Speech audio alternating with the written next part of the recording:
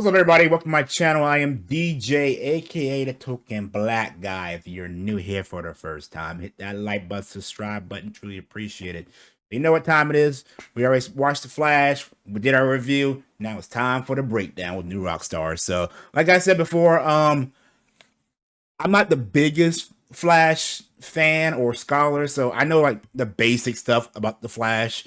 So I don't know all the inner details. I'm maybe like one surface level under the surface of knowing my knowledge of the Flash. So, and I did watch the CW show a little while, but I fell off a long time ago. So I'm way behind on all that stuff.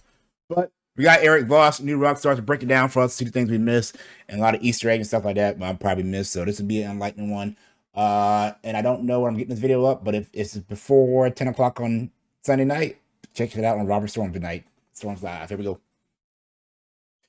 Oh. Welcome back to New Rockstars. I'm Eric Voss, and this is a breakdown of all the Easter eggs, cameos, and details you missed in The Flash, the 2023 film directed by Eddie Muschietti and starring Ezra Miller and Michael Keaton in this bonkers lineup. And many more. Nice faces from the DC multiverse. Spoiler warning before I continue. This movie does pretty well, and I want to take you through it scene by scene for just some interesting points that are easy to overlook. I really liked subscribing to this channel, subscribe to the Deep Dive channel for our Spielberg summer slate, and to the Break Room for our instant reactions to all this great stuff. And please support us with something from nerdriot.shop like this Miles Morales Multiverse Dive shirt or an Indie I Love You shirt. Okay, the film opens with the hands of a clock spinning into place precisely at 9:02, representing the way Barry can speed up and slow down time in this movie. Yet, in this opening scene, poor guy remains trapped on the timeline of a barista moving way too slow. Yeah, that dude was a freaking annoying. Now, this place is called Bill B's Cafe, which is a nod to the argumentative psychologist dinner guest in H.G. Wells' The Time Machine, which is one of the earliest works of fiction to explore the very concept of time travel. Barry specifically in need of carbs as fuel, tying into his constant hunger from Justice League. Barry orders a PB HRC on a roll, which is like peanut butter, honey, raisin, and cheese, which his anxiety forces him to see every incremental step of building. And Alfred calls, and Barry asks if he could just call Diana or someone else, or Superman, and Barry sees Superman on a TV news report using his heat vision to help a volcano erupting in Guatemala. Presumably, this is Henry Cavill Superman, though we don't see him in close-up. Barry quick changes into his suit, and he runs outside to strike the speedster. Yeah, I like how they did that. They really showed his face. And he gets recognized by a group of fans. Sorry if this sounds weird, but are you actively eating that candy bar? Maybe you could throw it to me. I need you here now. Hi, Bruce. Yes, I'm... Now, in other instances, when people hurl stuff at Barry's head, he's able to slow down time and quickly sidestep. But he wasn't patient. Ben Affleck Batman threw the Batarang at his face in Justice League. And this movie actually calls that back later with Michael Keaton Batman throwing a frying pan at the Barry's heads in the kitchen later. But here, because Barry's low on energy, the candy bar just thinks into his head. Now, this suit is a new one from the last time we saw him. Like when Barry lowers his goggle eyepieces, you can actually see some light up text inside showing he has a new heads up display, which logically must be fast enough at buffering to keep up with his super speed. All this was supplied to him by his good friend, and he calls his best friend Bruce Wayne. So as Barry zips from Central City all the way to Gotham City, he passes all kinds of terrain. These are not right next to each other, and he zips past the Gotham sign showing its population over 10 million. A lot of people living here. Batman drops out of his aircraft on this motorcycle. It looks so great. Ben Affleck now dons a gray and blue suit, a classic color scheme that Batman has worn in past comics, and not colors that we normally see Batman wear in live action. This is really cool to see. Now, the reason Bruce needs Barry's help is because there's been a robbery gone wrong, and the robbers are using chemical weapons. One must imagine they were acquired from Ace Chemicals because that's where like all the chemicals come from. Confirmed that this group of criminals are the Falcones, well-known Gotham City crime family. And one detail you might have noticed here is that the Falcones fire upon Batman on his motorcycle first, and only then return the fire. It seems like the sequence was designed to be very mindful of collateral damage. Bruce lays out a spike strip ahead of kids offloading, make them turn, but the armored truck swerves, and then Bruce has to follow them on the bike. And meanwhile, Barry heads to the hospital. This is Gotham General Hospital, and on the wall we see this is the Martha Wayne Institute, suggesting Bruce paid for this wing in honor of his mother, Martha. Barry has to run inside a lower level of the building, trying to untangle the utility line hoses, a visual metaphor for the complexities he will deal with in this movie. Tangled timelines and knots that just cannot be untied. Newborn babies get endangered, and I swear to God, what a terror to watch these youngins free fall. But Barry's able to save them, but as he mentions later, he can't just grab them because, that would force them to puke, really do damage to their digestive tracts. So he has to gingerly catch all these little buddies in various containers like a freaking microwave. But also, the first dog he rescues tries to take a bite of that bird.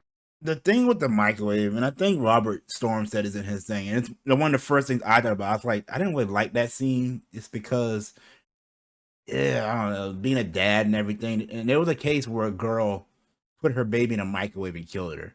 You know, so that was kind of like, I don't know. I don't know if they knew about that story or not. It's just, I don't know, this whole scene was kind of like just cringe for me, I guess you would say.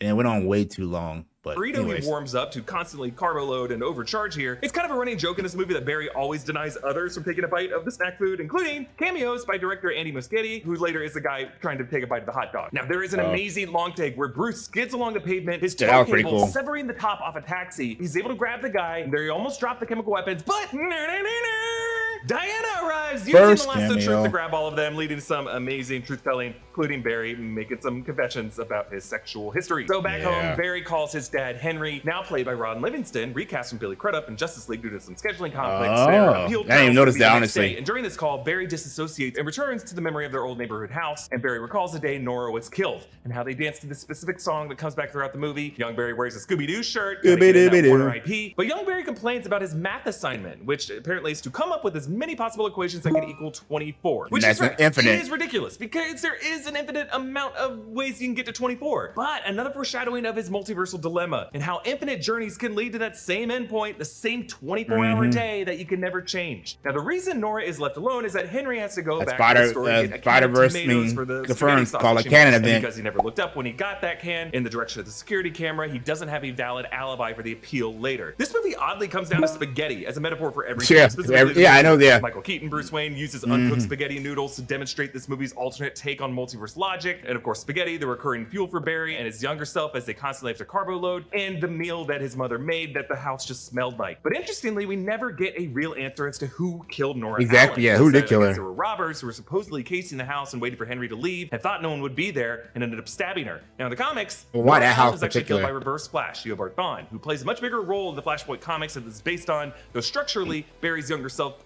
I guess you could say, plays a similar role as Dark Flash. It might be why he's Yeah. often dressed in yellow in this movie, Reverse Flash's colors. Barry now accesses a knew realm about beyond Reverse the speed of Flash. light that he later calls the Chrono Bowl. It's this movie's visualization of the multiverse, The working Chrono similarly Bowl, to the yeah. Tesseract in Christopher Nolan's Interstellar. It's really an array of moments shown across a time Yeah, stream. but It's the interesting way they how look, it's kind of an man. amphitheater or a coliseum or an arena with Barry right in the middle of it, as if he is the epicenter of the earthquake that ruptured the multiverse here. So Barry tells Bruce Wayne about his ability to do this, and Bruce humors him, but he warns him about the dangers of destroying everything, saying that even if it would mean leaving their parents dead, those scars make us who we are. Now, remember, Yeah, I do this agree. Bruce Wayne already knows that Barry will On a be personal time level, I traveling at some point in understand his that. life Like, because he I saw Barry wish some appearing things I can through go back River and change in my Time life, and but I was Superman. like, how in the I background wouldn't behind be Bruce who is I his am barber now shop, without Grayson's, having to a go nod, through of course, that. to Dick Grayson, Robin. Also across the street is Wiz Comics, which could be a nod to the Wiz Comics label that Captain Marvel I did Shazam catch that. appeared under. Barry rushes to tidy up his apartment before Iris walks in, and I just love the timing of all that rubbish dumping out of his closet. It looks like a That's just- practical timed gag by Andy Muschietti, which includes this Jack-in-the-Box that rolls out and perfectly pops up. I believe I even that noticed could the be a Jack-in-the-Box. red balloon on the side of it, and that clown reminded me of Pennywise, a nod to Muschietti's work in the It films. Also in Barry's apartment is a poster of Raquel Welch from 1966's 1 Million Years BC on the wall that Barry vibrates rapidly to phase through, a nod to the Shawshank Redemption when Andy Dufresne uses this same poster to cover him tunneling through his prison cell wall. Stephen King oddly overpraised this movie on Twitter, and I honestly think it could just be because this nod to the all-time best cinematic adaptation of his work, that being his novella Rita Hayworth in The Shawshank Redemption, because Rita Hayworth was the first poster that was put over the hole. And yes, I am including The Shining because Stephen King hated Kubrick's adaptation, despite it being one of the best films of all time. Also, Yeah. I think Stephen King dislikes Andy Muschietti because Muschietti's It films brought King a butt ton of money in royalties. That could be Honestly, I true. think It Chapter 1 and Chapter 2 might be the most profitable Stephen King seen Chapter film 2 yet. adaptation. Barry returns to the Chrono Bowl and rewinds time past the events of Justice League. We see forms of shirtless Henry Cavill, Superman, Aquaman, Wonder Woman, the moment Batfleck threw the Batarang at his face, his dad Henry on the other side of the prison visitation window. Sadly, I couldn't see any Ray Fisher cyborg. Yeah, I'm why? pretty sure he was there too. Now, yes, the VFX of the people in the Chrono Bowl does Because of all that look problem good. they had with Andy him and Muschietti everything. said that this was meant to be seen from Barry's point of view, distorted with light and with texture, a kind of water world, which I suppose is meant to mean that all this is a representative dollhouse of the moments in reality he can revisit, but these are just tableaus of reality, not really meant to be seen as reality itself. If so, I just don't know if they leaned enough into that artificiality for viewers to get that. Yeah, I thought this, if that was done on purpose, it makes sense, but like, I thought it was bad CGI to begin with. Speed Force is warm and golden because in his new suit, that's just what color the Speed Force is colored, despite normally appearing blue in past iterations we've seen him in. But later, when he lets his mom go, when he's not wearing that suit, the color is cold and blue, which matches the coloring in Barry's memory of his mom's death. When his mom was alive and dancing with him that day, the kitchen all nice and and his warm. shirt are yellow, but when he remembers her death, the room and his shirt have switched to blue. And now when Barry returns to the Chrono Bowl, we see his altered life with Nora alive, birthdays, Barry learning to shave because Henry has not been incarcerated now, and it's this moment that Dark Flash bumps him, knocking him to 10 years prior. If you think about it, he's really fulfilling his own destiny and closing his loop. The time travel logic of this movie overall is the predestination closed loop style of time travel, in which events happen because they've always happened. As young Barry crosses the street, he kicks over 2 receptacle cans for house number 13, foreshadowing how he will become Dark Flash by knocking 2 Barrys out of sync in a very unlucky position for both of them. In young Barry's I want that bedroom, Spider-Man there are posters shirt for Eric other wearing right now. titles, Pacific Rim and Inception, and on the door, V for Vendetta. When old Barry speeds around the room to pack him in couch cushions, he sees how young Barry has pinned Nora's gift of that stuffed monkey to the dartboard, and notice after we return to normal speed, it is no longer on the dartboard. So old Barry worried that this altered timeline would result in young Barry, and therefore he thinks himself would no longer have his powers. He takes young Barry to the research lab to recreate the conditions of his powers' origin. Lightning goes through the older to the younger and knocks out one of his my teeth thing is like, into how do you young know Barry's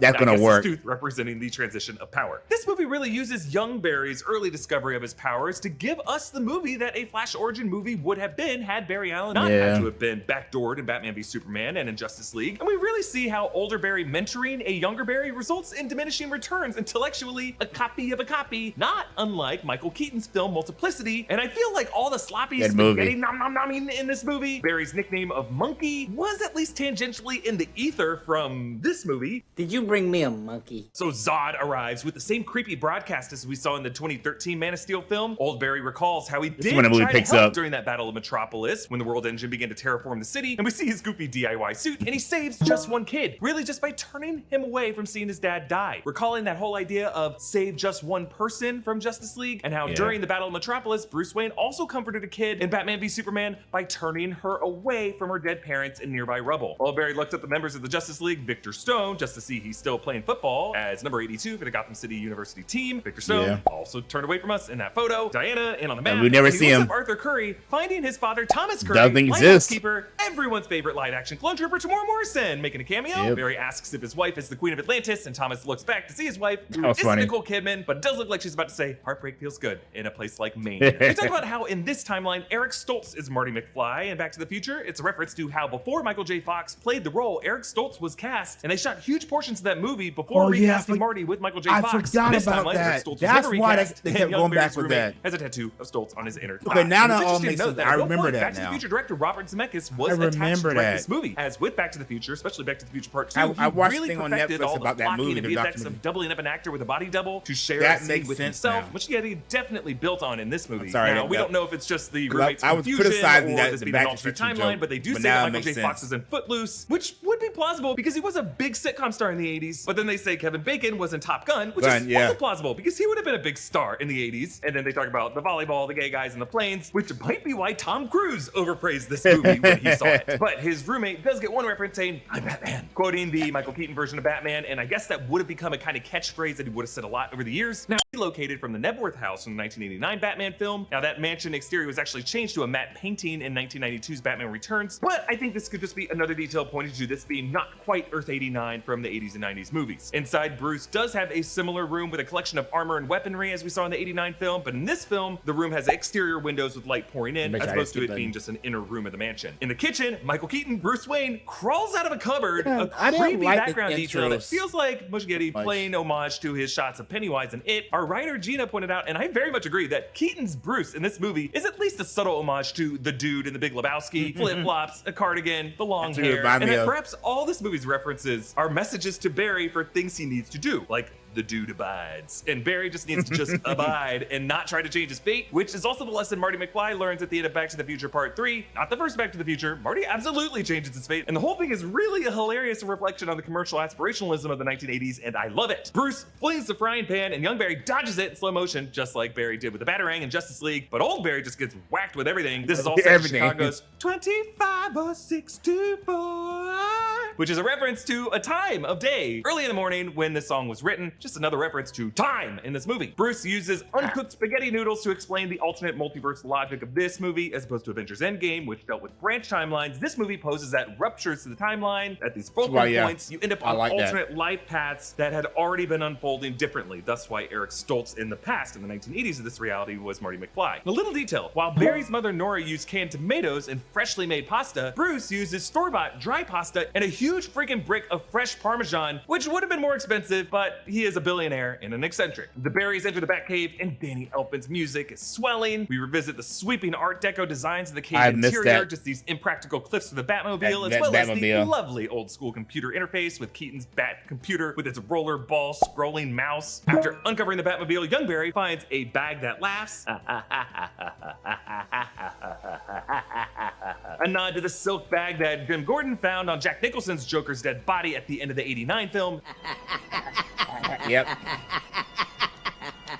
And I explained in my deep dive of that movie that a later comic revealed that it was a laughing box inside of the silk bag, but in my headcanon, it was a bomb that Joker planned to use to scar Harvey Dent's face, Billy D. Williams, and the press conference that he knew would announce this Joker's defeat in the final scene of that movie. The pen that Barry uses is inscribed with a message from this Bruce's Alfred, presumably the one played by the late Michael Gough. Bruce touches a photo of himself with his parents. We see that his fingers are bruised, showing that he still might be doing some crime fighting or at least training. He scans his eye to open this Batsuit room. From the left, there is the Year One Batsuit with gun holsters. Then a Batsuit with a blue cowl, showing how he had a similar design taste as Batfleck. Third from the left is the 1989 Batsuit. You can tell from the alternate chest emblem. Then to the right of that, the 1992 Batman Returns suit with the updated emblem and the cape clasps pulled back a bit. Then a scuba Batsuit, and then a desert terrain Batsuit with goggles. And in the middle is his current Batsuit, which really merges the best of the design elements of these, including angular eyebrows on the cowl to match Keaton's natural eyebrow shape, which I explained in my breakdown is really just to make his mask more of a theatrical reflection of the damaged soul underneath. Barry wakes up to find a mostly redacted document reporting on the arrival of Kryptonian to Earth, including a mention of a metallic crystal, which might be the same crystal chunks that impale young Barry to disfigure him into Dark Flash later. The Batwing lowers like an actual bat hanging from the stalactites, and Batman says the line,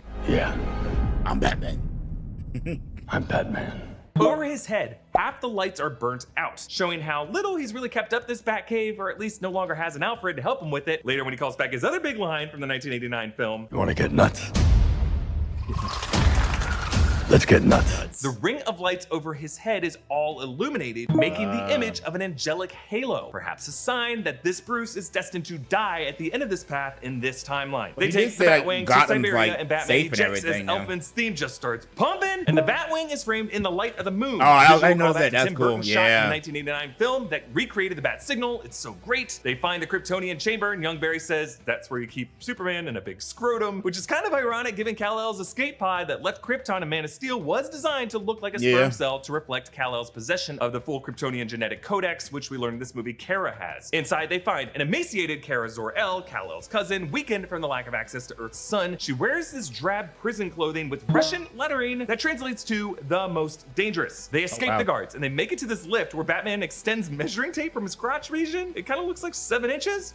Nice. He asks the Barrys how much they weigh, which is a callback to when he asked Vicky Vale her weight before sending her with the grappling hook in the 89 film. Outside, there is a solid 2-minute long take. First, we see Kara's hand in the sunlight gaining strength, and then her ascent happens off screen so that when Batman lowers his fist, she is framed directly behind it. She takes out the other guards, and she zips back to block a bullet that was headed directly for Bruce's mouth. Back in the mansion, as they watch the news reports about Zod, there's actually a ticker at the bottom of the newscast reading, Theranos Pharmaceuticals declares bankruptcy. bankruptcy. So in this universe, it's Theramose Oh, instead of Theranos, Theranos, which also gotcha. just sounds like thermos. I love it. Kara regains her powers in the sunlight and she flies off. Bruce devises a bat kite to harness lightning to restore Old Barry's powers. It I doesn't still work. don't so see Kara how you flies know up that to finish the the job. right Young Barry formula, takes the timing, like 1992 bat chemicals suit and to everything. engineer It's- this new it's- flexible I don't know. DIY flash suit, sawing off the cowl's ears to make it more aerodynamic. But the funny fact part that right this there. Barry was in a bat suit might have led to his dark Flash looking more nightmarish because Bruce designed It's so these to bulky. look like monstrous gargoyles and strike fear in the hearts of others. Case in point, Old Barry has a nightmare jump scare of Dark Flash who snarls at the camera, and since Muschietti was a horror director doing a superhero movie now, it kind of feels like Sam Raimi's random Green Goblin jump scare in Spider-Man 2002. Kara returns. Do you know what the symbol stands for?